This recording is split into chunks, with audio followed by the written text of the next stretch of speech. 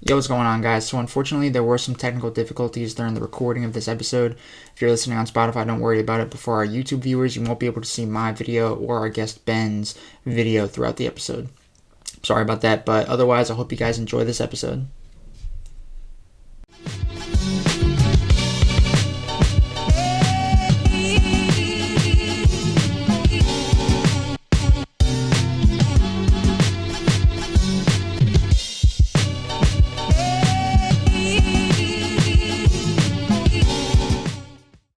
Yo, what's going on, guys, and welcome back to the 13th episode of the Rock the Mic podcast, all hip hop, all the time. I am here, your host as always, Mike, and today I am joined by one of the youngest, most talented artists out of the Philadelphia area. Ladies and gentlemen, Ben. Hey, Hello. what's up? How are you doing today, sir? Pretty good. I got up hella early, but yeah, Hella early for a Saturday, it seems.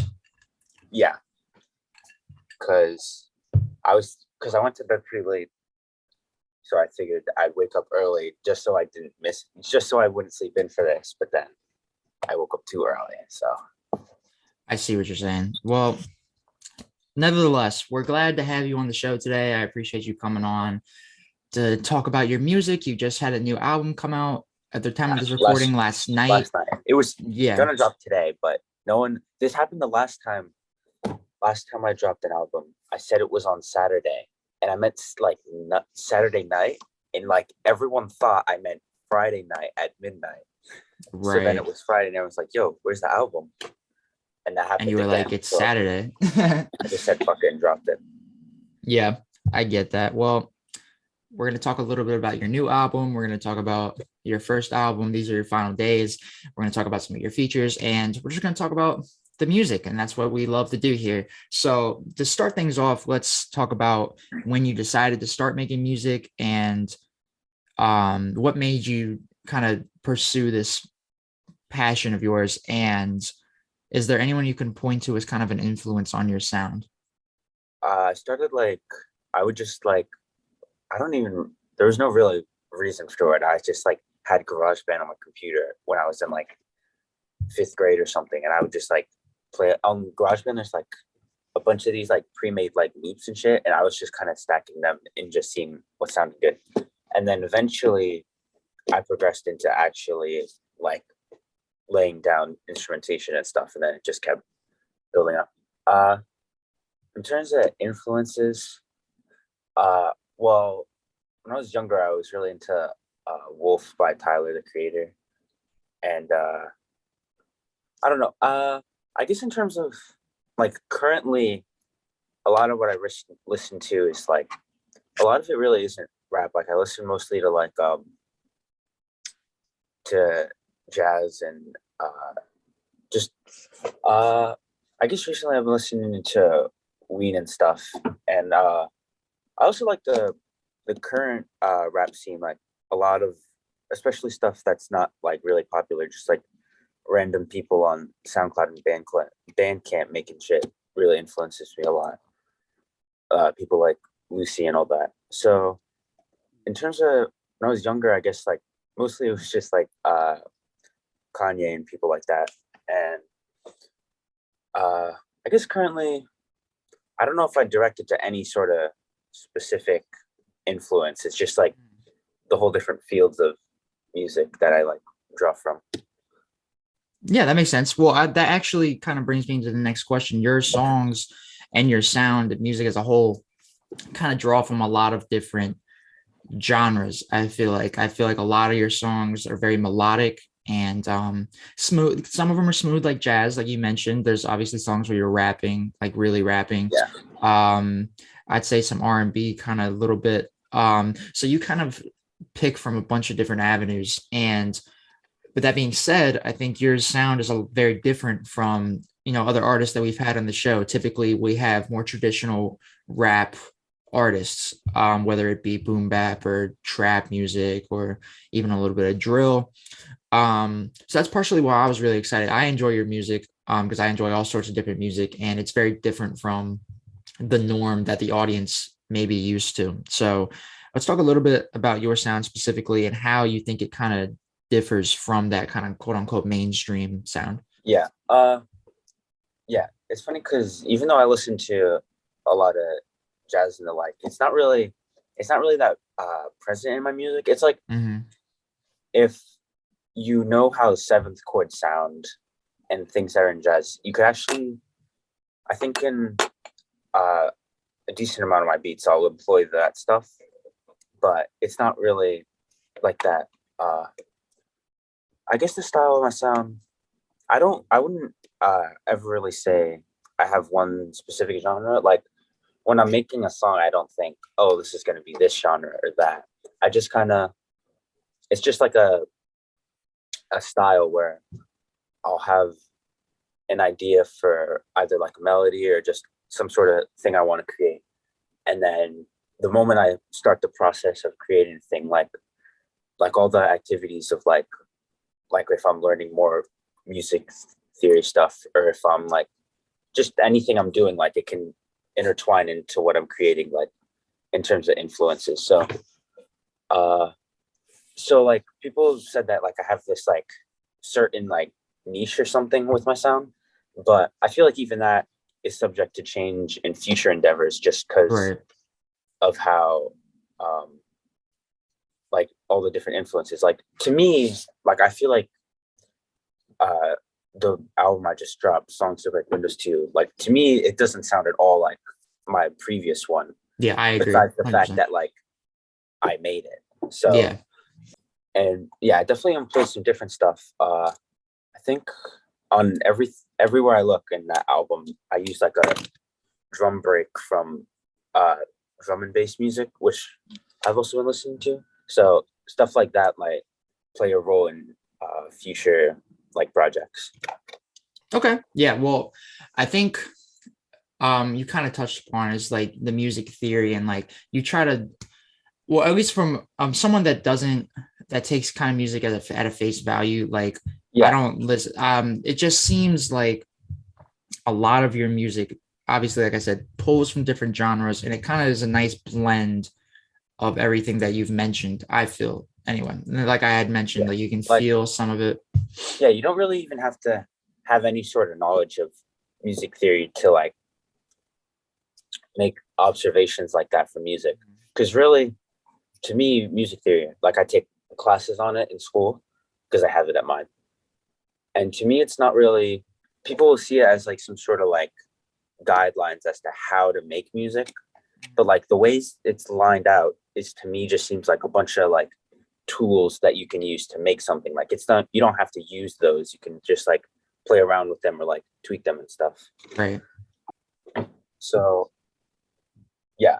And the thing about music that will like overuse it, like classical music or stuff like that, sometimes the issue with it is that it's so complex you can only ever appreciate it if you actually understand the stuff. Mm-hmm. So then like people that could have that don't have any sort of knowledge of it just don't get anything from it. Right. Like Well, everyone, yeah, I don't have knowledge of it, so I was yeah, just I wanted to see. I like rap. I like rap, yeah, R&B. yeah. I like That's other stuff. what I like about the whole rap culture is that the way it originated, like you didn't have to have any sort of knowledge within Right. music theory to make it. You can just, I mean, like you can make really good like melodies and shit without having any idea like with like the What it standards is. of it, because you Yeah. can just go by ear, like, oh, this sounds good, I'm gonna do this. And that's also, yeah, because like rap, you don't have to be like trained to like sing either, and I'm not trained to Mhm. sing. You can just, if you can just write something good and say it in a way that speaks to people, it'll, So you've had the benefit of coming up with, I say coming up, but like coming yeah, into this collective of other community rappers. And I say community because for those that aren't unaware, there's a I don't want to say collective, but there's a group of artists that kind of began making music around the same time. So I kind of grouped them together into this kind yeah, of community collective. We've had BLKMSK on the show before, artists like Yokai or A Hype and all these kind of people that were in the same environment. So in the community. So how does it feel? I mean, do you think that that has benefited you as an artist to have this kind of backing of other talents that you can work with, that you can bounce ideas off of? Do you think that's helped your career in any way? I think definitely, because if I didn't know these people, I would have no one to like feature on my music, because I don't really, not many people. Well, I do know people in real life that make music, and we do make it, but like not in like this, not in the style of what I've put out so far. So it's like Yeah. they wouldn't like be able to feature on it or anything. So Mhm. having people like Black Mask and uh uh yeah, Steph and Housekeeper, and even though like some of them I don't even have any music with, but just like talking about music to people like Bari and Yokai have made music, and A-Hype, of course, he's on it too. Yeah. Yeah. So yeah, helps having a bunch of people who have the same like desire to create this stuff.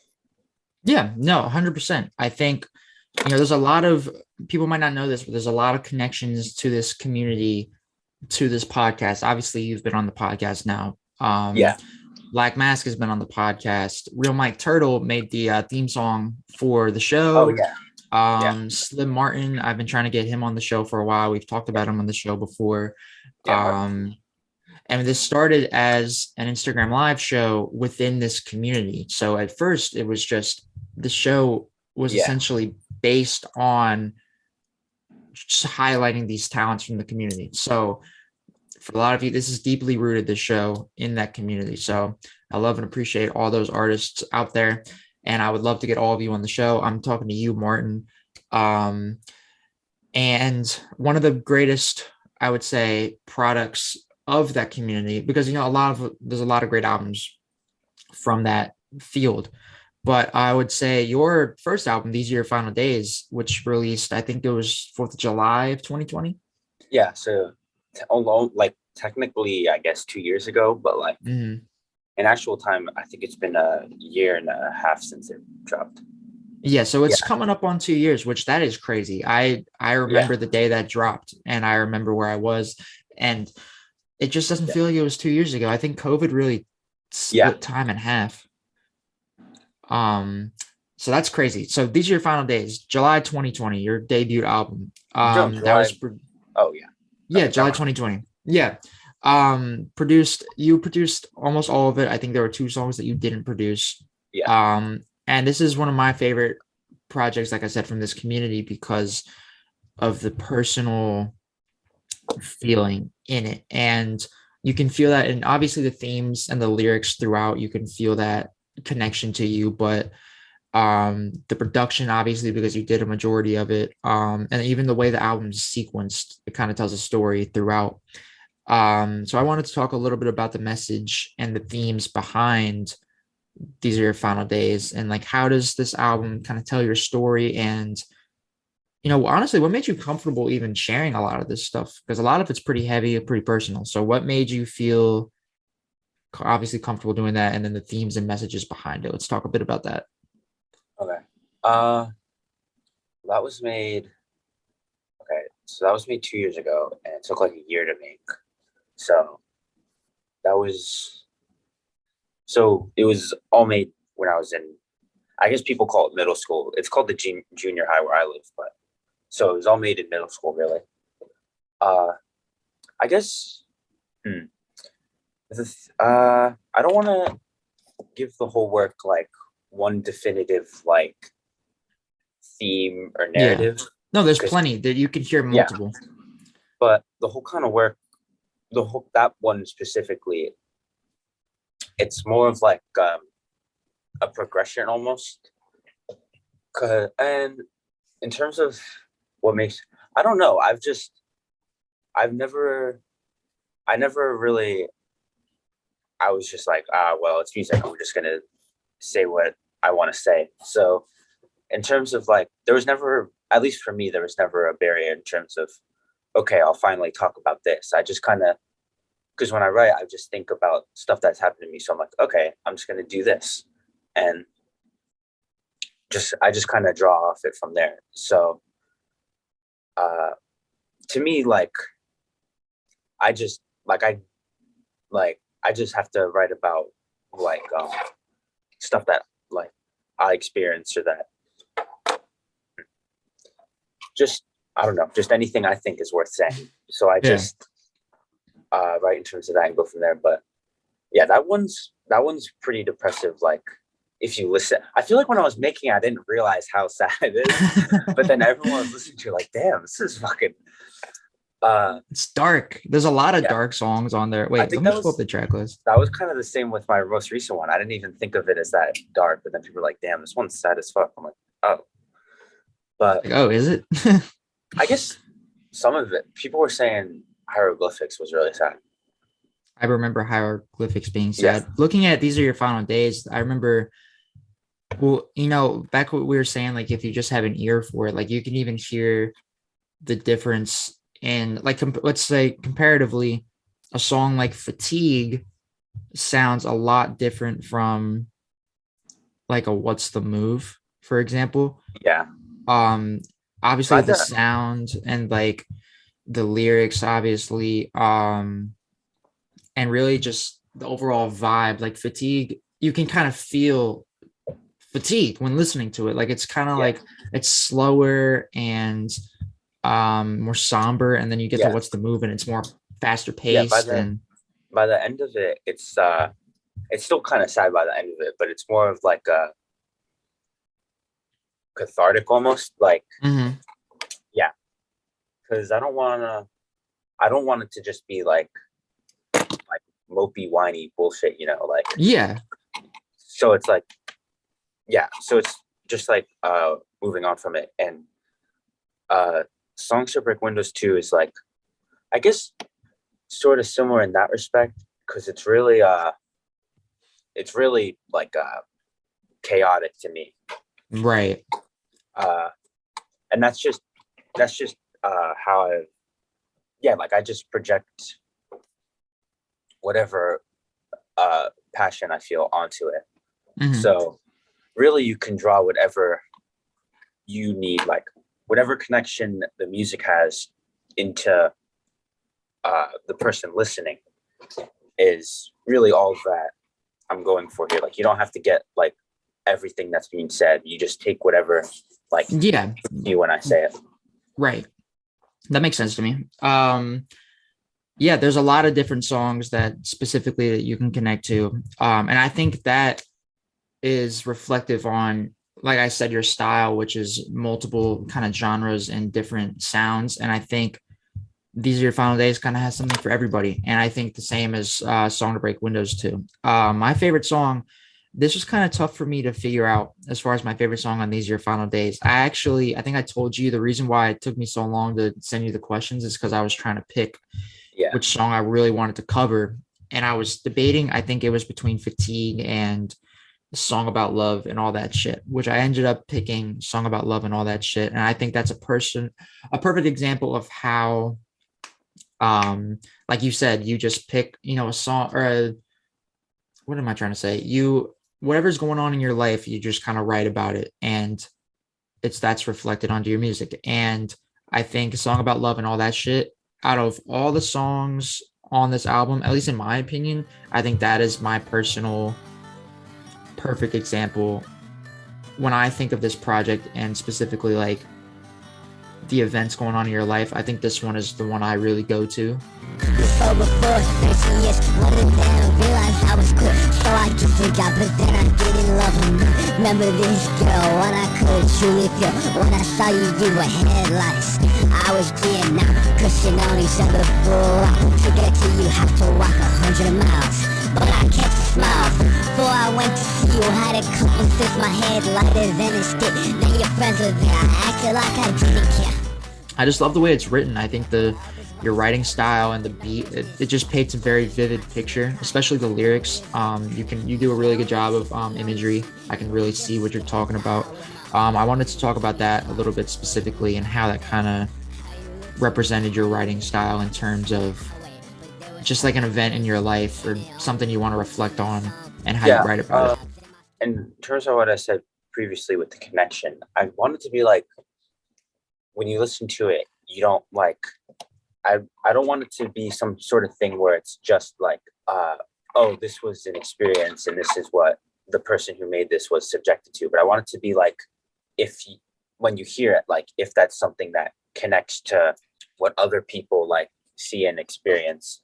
So it's not really just this thing of like, oh, this is just something that only happened to me. But like whenever I It could see be something like, relatable. yeah, if it can connect or even disconnect with someone, like just like something that they have in their understanding. I wrote that. I think that whole song was written. That whole song was made in like 2 days. Really? Yeah. A lot of times when I write, it's pretty like unconscious. Like Mhm. I don't think about standards for writing that are taking place outside of it. It's more so in the specific song, what do I want to like create and how can I work to get at that?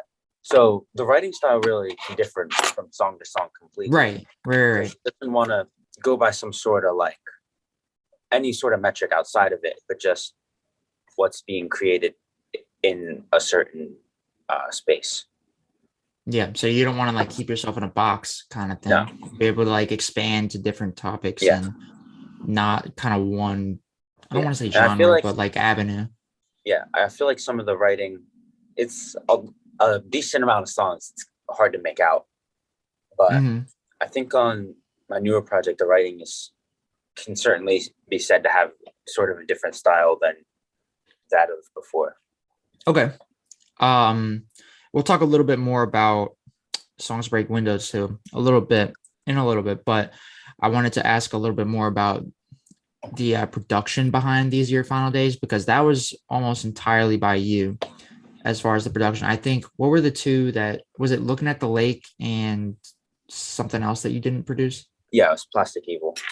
Okay. So you, other than those two songs, it was produced entirely by you. So you're someone that you produce your stuff, like you do kind of everything. At least on this project, you have the ability to do everything in terms of music making.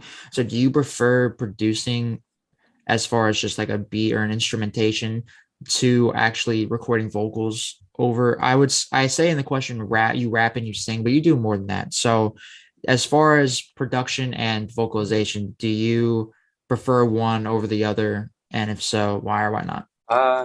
I don't think so.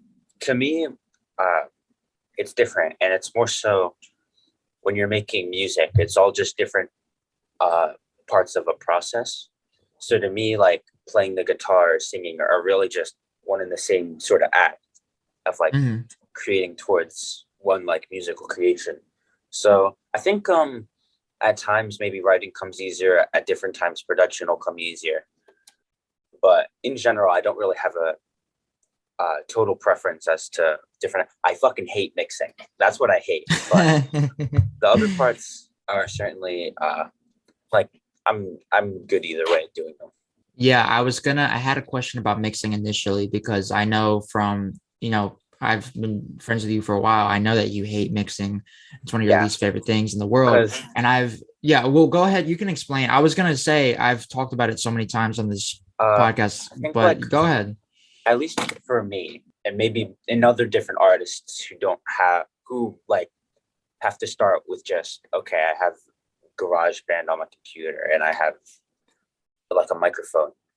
The biggest obstacle is mixing, because you can like often I'll have a idea for a song, I'll write out the melodies in the computer and I'll like write down the lyrics. And I'm like, all right, I know exactly how I want this to sound. And then I record it. I'm like, okay, those were good vocals. And then I like put on my headphones. I have everything there. And like just like certain sounds like don't like add up the way I want them to. It's like you have like everything in front of you. You just don't know how to place it right to achieve what you want. So it's really, once you can like get some sort of hold or grappling over mixing, like the whole creation process is so much easier, because you can just do whatever you want and worry about the mastering and mixing in a bit.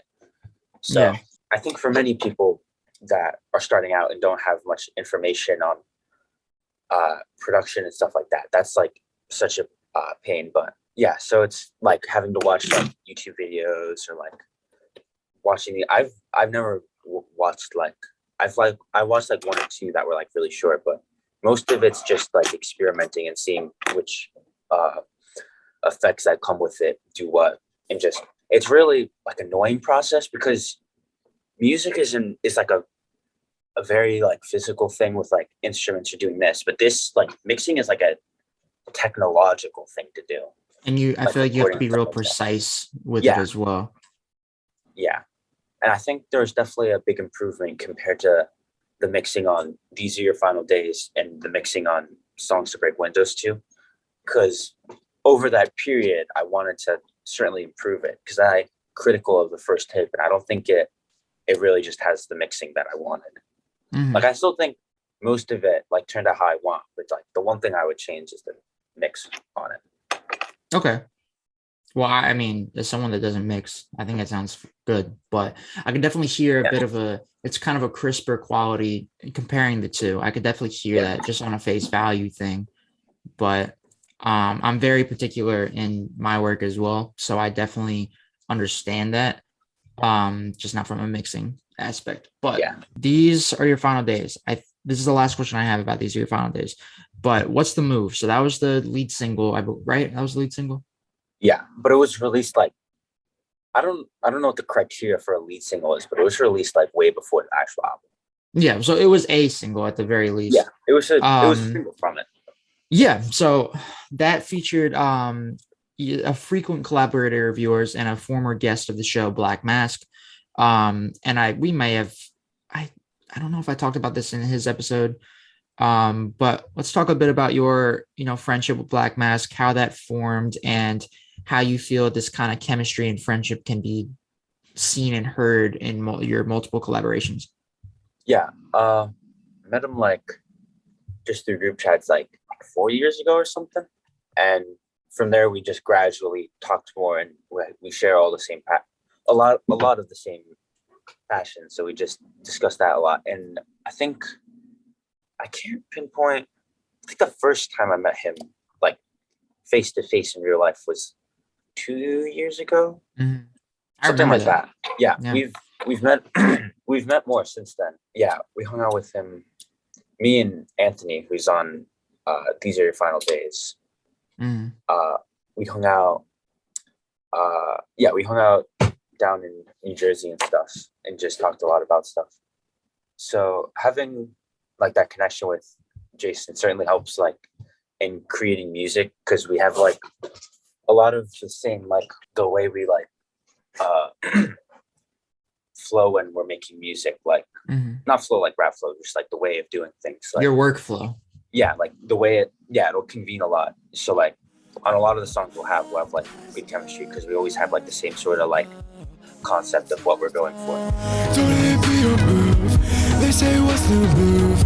Look at you like I'm 10 from the neck down in a rebound. Turn around, can't get up, no one to stand my ground. Eyes bent down, cries in bad. Don't it be your move? They say what's the move?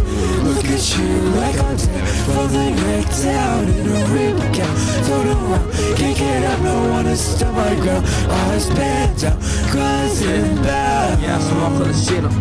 Made me cough, made me hiccup. Love's trying to switch up. I'm the boss, y'all just kiss ups. Yeah, so what's the move? Was that's not the first song you guys have made. I don't know the first song you've made, but I think the first was probably on something of his, but actually I don't know. But I might anywhere. I actually don't remember now. It might be. I'm not totally sure. I don't know, but regardless, you guys have worked together countless times, and every time I listen, I can, as someone that's friends with you both, it's just something that's reflective onto the music, which I appreciate as well. While we're on the topic of collaborations, you're an artist, and we've had multiple of these on the show, but I feel like you're an artist that, as far as features, is something that I feel you really excel at. So I have a couple listed right here, like your verse on Slim Martin's Hop Out, Cave by Natural Disaster, Wake Up by Steph Crompton, Bret Hart by the Beat Making Shoe Man. We could go on and on because you have so many great features. So I wanted to see your kind of thought process in terms of featuring on another artist's song, and do you approach these features differently than you would your own music?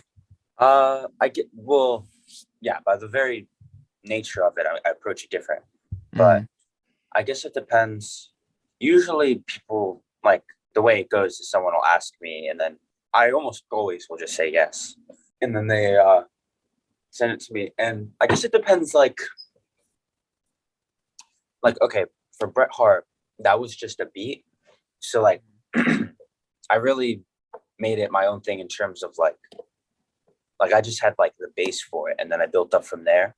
But in other cases where I'll get a song and someone's already like, you can already like get a sense of what they're going for, then in that case, I'll more so just like build off of what they're doing instead of making my own thing. Or if like, it really depends on like what the song seems to call for. What you're me. getting. Yeah. Yeah. I see. So, I see. Yeah, it depends case from case. And sometimes it takes me a while because I get busy with other stuff. But yeah, I usually try to do any offer to feature. Gotcha. So there's you never say no in depending. Yeah. The only way I'd say no is if I'm like just too busy to get it done and I don't want to like hold them from releasing. Right. Yeah, that makes sense. Finally, let's talk a little bit about Songs to Break Windows 2, which at this point is on probably it's like a couple hours old at this point, right? Yeah, it dropped like 14 hours old. Yeah. So at the time of this recording, it just came out. But by the time you guys are hearing this would have been out for like a week already. But Songs to Break Windows 2, I think this is very different from your first release in terms of obviously features. There are less of them in production, more so other producers. Those differences aside, how would you say this is different from These Are Your Final Days? I think the process was much different because when I started making These Are Your Final Days, I didn't have as many connections to people making music. So I just figured, oh, I can just do it all because I had already been producing. So that one, both of these records really didn't have like a specific way of like, okay, I'm going to make a song like this and I'm going to make a song like this. And then that one. Yeah. But it was just like, I would just get ideas for songs and then I'd create them and then just sort of like see how I could weave them together into like a concise project, which is a lot of what These Are Your Final Days was like in terms of like, because like I would have ideas for songs like, oh, I want to do this, and then ask people who maybe I needed to feature on it and like take it from there. Songs to Break Windows 2, it started at a sort of a different way because I wanted to do other production because that one was almost all by me. So I like reached out to people and asked for different sorts of beats. And then after that, of course, I still produced more because I like doing that because it helps me like totally hone into what I want to do. But so once I had all the beats, I would just kind of like, I never like, almost never, sometimes I do, but I never will just like only work on one song and then go to another. It's always like I'll jump from here to there if I have more like ideas for certain ones. And then it all just sort of progresses until it's all done. And that process didn't differ in either of the works. Like it was essentially the same in that aspect. The Songs to Break Windows 2, there was like, okay, so like over the summer, I had made a good amount of progress with it. And I began to have other ideas of projects to do because I'm already starting to do some other stuff, but I wanted to like only work on this until it's finished and then go to that. But then like I sort of hit like this sort of rut with it where I just didn't like feel like progressing it, and I was doing other stuff too. So like there was like this like couple month span where I like didn't really make any music. And then like in October, it like started back up again. And I was able to like complete it how I want. So now that it's done, I want to branch into like projects that are sort of different. But yeah. Okay. Posted Up was the single for Songs to Break Windows 2, which came out. It's been out for a while prior. Yeah, that one came out a while too before. Yeah. Which I didn't know. Funny enough, I didn't know until doing my research for this interview, re-listening to These Are Your Final Days, re-listening to some of your stuff. I didn't realize, I guess I missed it when Posted Up came out, but I didn't realize there was a video for it. Oh yeah. Did that come out when the song initially came out? It came out, I could check, but I'm pretty sure it came out like a couple months after. Okay, then maybe I did miss that then. Or maybe like, oh, actually, I might be wrong. It might be like a week or two. Okay, maybe I just didn't catch it when it Or dropped, but I'm it was still kinda- exciting to watch the video. Yeah, I'm kind of fuzzy on it now that I'm thinking about it, but I don't think it was super. I think it was maybe like a month or so after. Okay. Well, anyway, no matter how far apart they are, I really like the video. The song obviously is very good as well. It's a very good song in itself, but I enjoyed the video kind of because of the contrasting vibe the song and the video have, but it kind of blends together. So Posted Up kind of has a more of an upbeat kind of sound, but the video itself is kind of darker in certain aspects, especially in the way, the way it's shot and what is being shot as well. So I wanted to see how you kind of your approach to making the video was, because I don't interview a lot of artists that have music videos to their name. So I wanted to see what your creative process was for the video. Posted in my bag like some chips. Stoli got drip, match my lips. I'm swag blind, you like in a clip. Every time you speak, my ears clip. Drinking tea, but I ain't a brick. Margaret that she gonna take my spit. Chris and keep like bit. Pocket fat with counterfeits. Third time woke up in a dish. August tell me there, bitch. And you know I got the row of itch. My friend Smitty has a pretty good knowledge on like filming with like VHS tapes and stuff like that. Yeah. So we got together and I think some of the footage, I think it was all recorded in one day. And really it was like, I had certain ideas of what I wanted in it, like me walking through here or like something like different like shots at night or like me in the bathtub and stuff like that. So we were just kind of like, going around and seeing what shots looked good and like recording different parts of me saying it. And then I think really what really brought it together was the editing process, which Smitty did most of, which was a really good job. I just kind of like gave notes on how I wanted to look. But so when it all came together, it was just like a visual projection of the song to me. Yeah. I mean, you mentioned the VHS. How did he do that part? I genuinely have no idea how it works. I know there were multiple times when we were filming, they had to like switch out tapes and stuff to make sure like it wouldn't, because VHSs are weird. Like if you go too long, like they overwind or something. So we had to like charge them up and stuff until we could like properly film it. And then I think how it works is you take it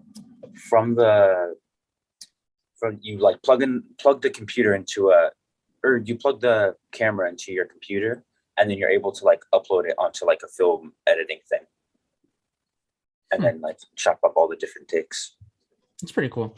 Well, yeah, just watching the VHS, the footage, and you can see the date in the bottom corner. That was something really cool, because I mean, like I grew up kind of towards the tail end of the VHS era, and like just seeing that kind of gave me some nostalgia. So I thought that was pretty cool.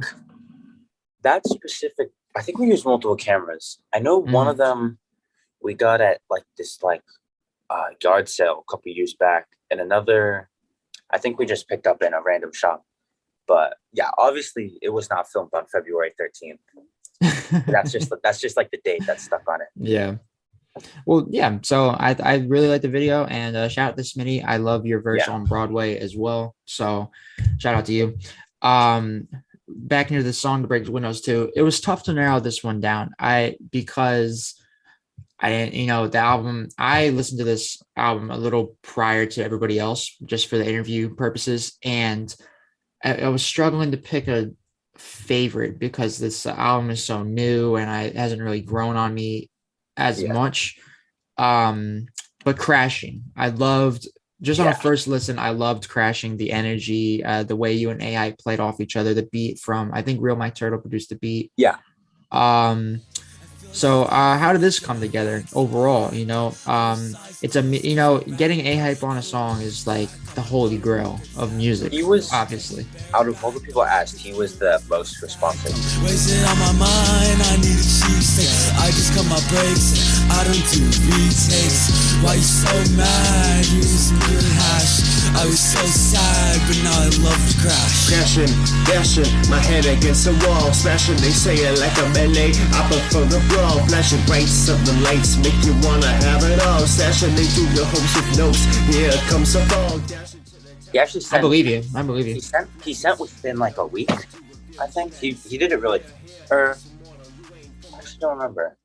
I think I sent him for a bit, and then there was like a bit where he was writing, and of course he has other things he has to do, Right. and then he was able to record it and send it to me. But that song, yeah, the moment Mike had sent me other ones, or his name isn't Mike, it's Mike Turtle, but Dom had sent me other ones for the album that I might use in future stuff because a lot of them are really good. But Yeah. that one I was like, because I had an idea of the song where I just wanted it to be some crazy shit, and then I heard that I was like, oh, I'm using this. So I think I had the verse.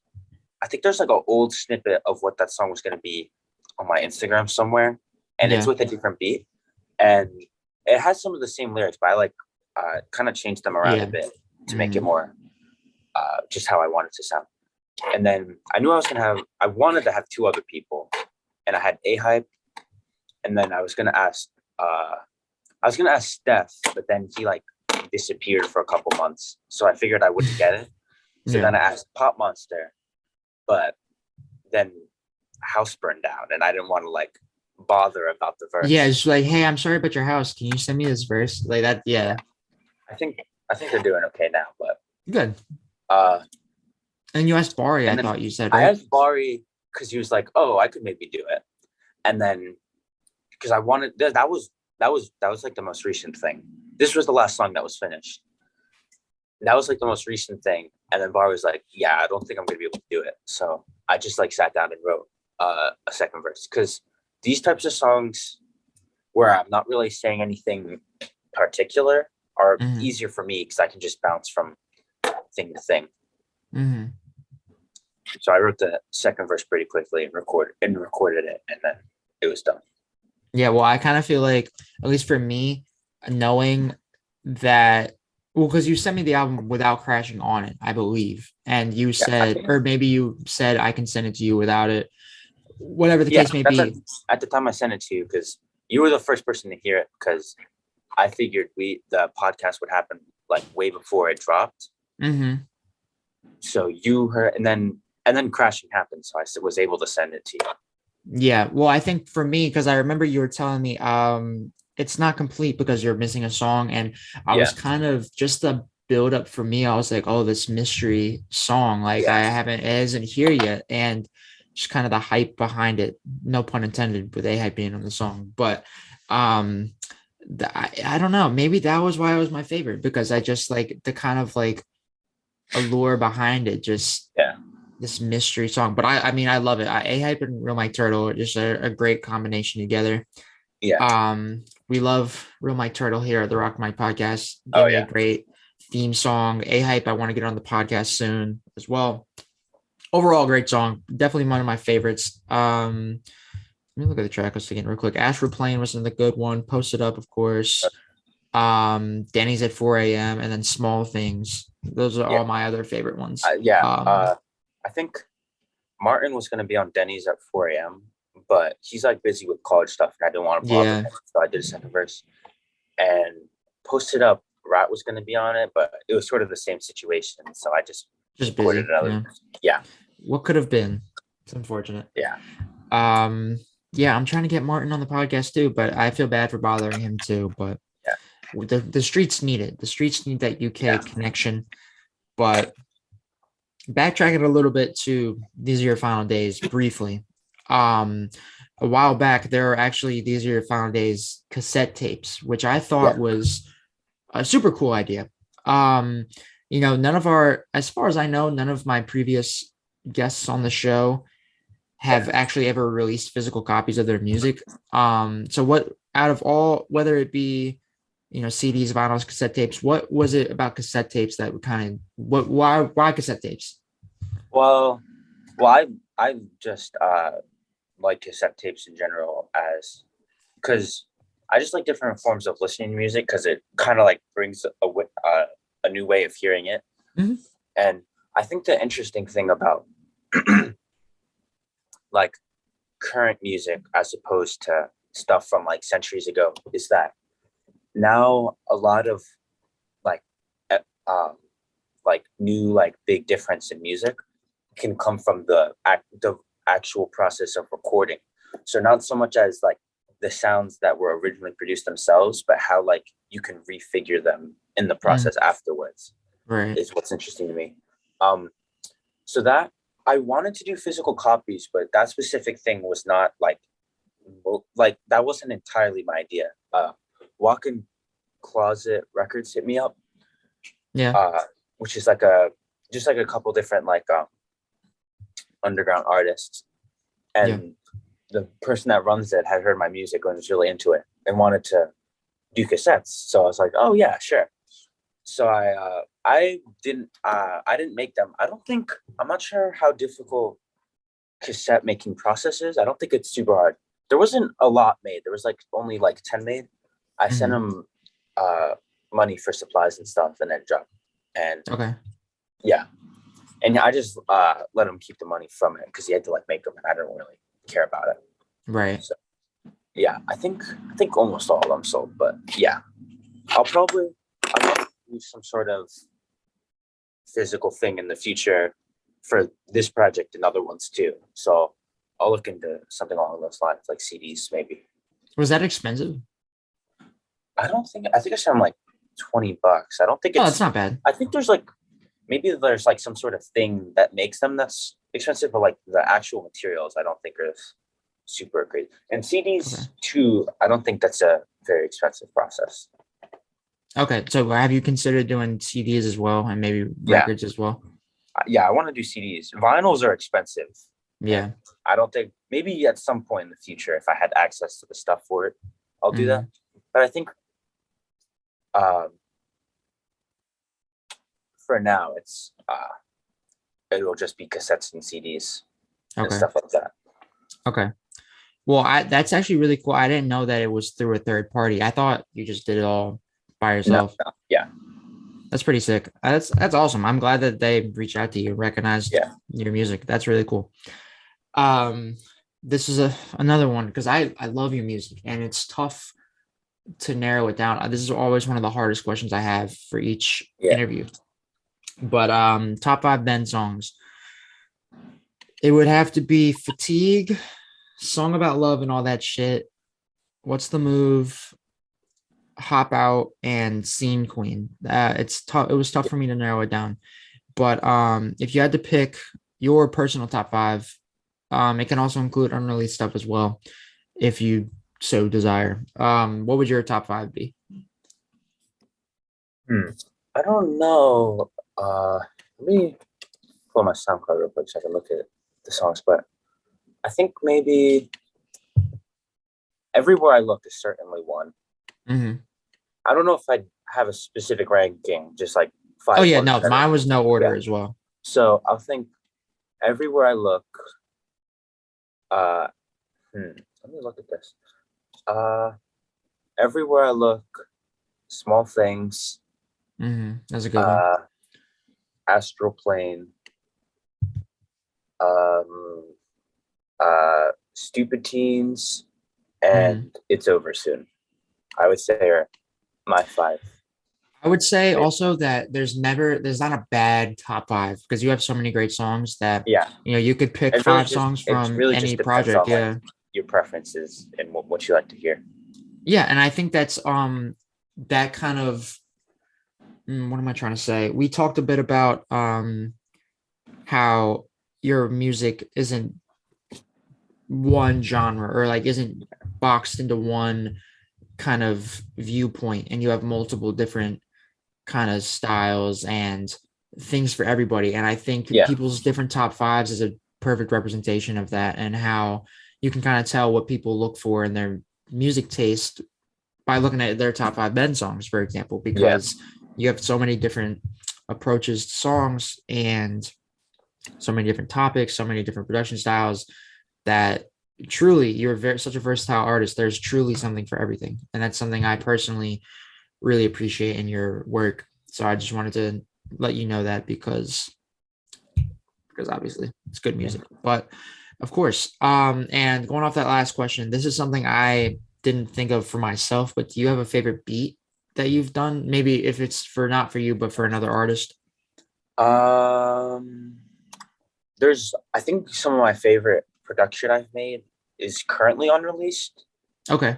So, yeah, I don't want to like spoil anything. So No. Keep us intrigued. In terms of things that are out, I think I really like the beat for Posted Up, because that one just like really just slaps to me. Like, yeah, I agree. Especially sounds really good in speakers. I really like Everywhere I Look Again. I really like the production on it because it uses a guitar sample, and it uses this like synth sample that I think was from like some sort of TV show. And it also used like different, like it combined like different drums with like a break beat too. So I really like the way that's produced. And other stuff I've produced, yeah, a lot of my favorites are currently unreleased, but I think yeah, I also like on These Are Your Final Days. That has more production. I like Gray Hair Freestyle was another one that I really am proud of, with the way like it's a really messy one, but it's like not really messy, and like it doesn't know what it's doing. It's just like all sort of like blurs into like just the sound. See, well, that's another thing, that your production even has different sounds as well. I'm trying to sorry, I wasn't really like engaging because I was trying to think of even my personal favorite beats of yours. I like the beat to Fatigue. Posted Up was another one. Graveyard Shift 2, because that uses a Bollywood sample, which is like Southeast Asia like the equivalent to Hollywood. Yeah, kind of. Yeah. It's from I think it was from an Indian movie, something like that. It was actually this is like a music theory thing, but so like in typical music, in most Western music, most popular songs will have 4 beats in a measure. Like, but that song specifically was in 3/4, so there's only 3 beats in a measure. So it's like a different, like it's like a whole different rhythm. So I had to like splice it differently so that it could fit in. Which if I think I sent Bari, because I was able to find the sample from. If you listen to the sample as opposed to the actual song now, it's like you can hear the difference. Wow, that's pretty cool. I didn't even know that. Then again, I don't know this kind of things. But hey, so the year is still young. We're only in February. Can we expect anything else from you throughout 2022? New features, production, another project? Maybe. In terms of features, I mean, if people ask me, it'll probably drop. Right. That really depends on if what it's a part of is dropping. Right. This year. Yeah, maybe some more maybe something else by the end of the year, something like that. I guess it depends on how what I'm working on right now flushes out. But yeah, I think definitely some sort of other activity this year. So you're not done yet. You're not done for the year. No, it's only February, so plenty of time. 10 more months to go. Yeah. Well, that's exciting. I can't wait. Songs Break Windows 2 was, I mean, as tough as it is to top These Are Your Final Days, I really feel like Songs Break Windows 2 did. So I'm really excited to see if you can top yourself again. Yeah. I mean, that's all I've got for you. Do you have anything that you wanted to add? No, nothing particular. Okay. Well, I mean, that's it. So everyone, thank you guys for watching and listening. I really appreciate it. Ben, thanks for coming on the show as well. Thanks to anyone watching, and thank you for having me. Thank you. Thank you. We've been trying to get this for a while because like I said, Ben was on the original Instagram live version of the show. So we've been wanting to kind of get him into the new format for a while. So if you like what you heard from Ben, all his information will be in the description, his social media platforms, his different music streaming availability. So all that will be in the description. Of course, if you're new here, don't forget to subscribe. All of my social media will be in the description as well. And that's going to end the episode here. This is episode 13, the Rock to Mic podcast, all hip hop all the time. And we out.